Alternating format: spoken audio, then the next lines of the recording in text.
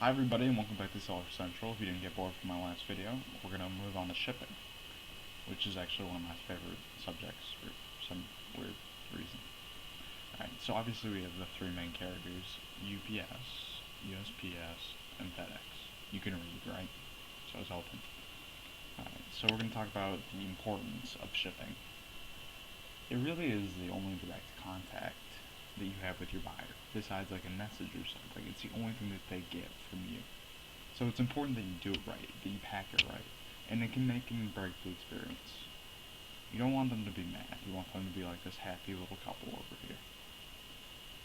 Beautiful. Alright, so we are going to move on to the prices. Let me get my pointer objects out. So we have the three main carriers here, and just a basic comparison of the prices. So the gray here is going to be our USPS, and as you can see, for 2-ounce package, which we go by first class mail, obviously going to be cheaper. I think it was like $1.12, according to over $10 on UPS over here. And then for FedEx, it's not even better. It's about $10.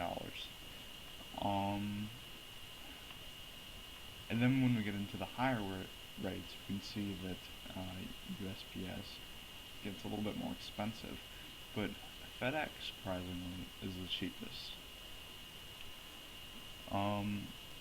So that's at our 12-pound weight. At our 22-pound weight, USPS is something we do not want to do, and FedEx here is still the cheapest. Well, cheaper than these guys.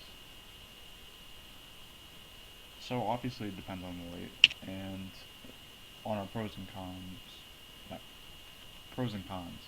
So USPS, it can be very cheap for lightweight, and they offer free pickup for anything. Cons, it can be slow, sometimes expensive for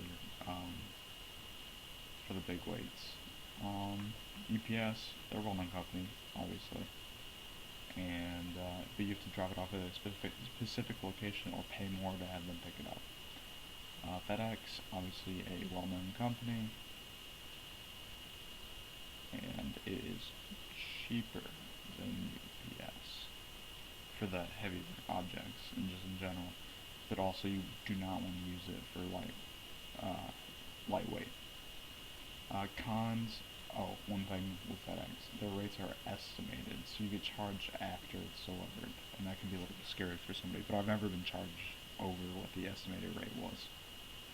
You also have to drop it off at a specific location, but pick and choose your poison, I guess. Alright. So this is where to buy shipping, and you can ignore the little happy couple down here for a minute. First we're going to talk about where not to buy shipping, and that is at the post office. You do not buy shipping at the post office. It is probably 25% more expensive. You can either buy it through eBay, Amazon for a lot cheaper, or click and ship on USPS's website. Oh, I guess that's my next thing. It's where to buy shipping. eBay, Amazon, all offer shipping. PayPal, you can do multi-order shipping, even for stuff that you're not selling, you're sending something to a family member. The thing with the old people down here is you do not want to be like an old person.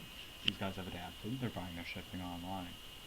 You don't want to go and buy them at the post office. That's not good. Even an instant replay. No. Don't want that to happen. 25% more, you have to wait in line. It's not good. Another instant replay. Well, I hope you guys enjoyed this video. Let me know if there's anything different that I can do.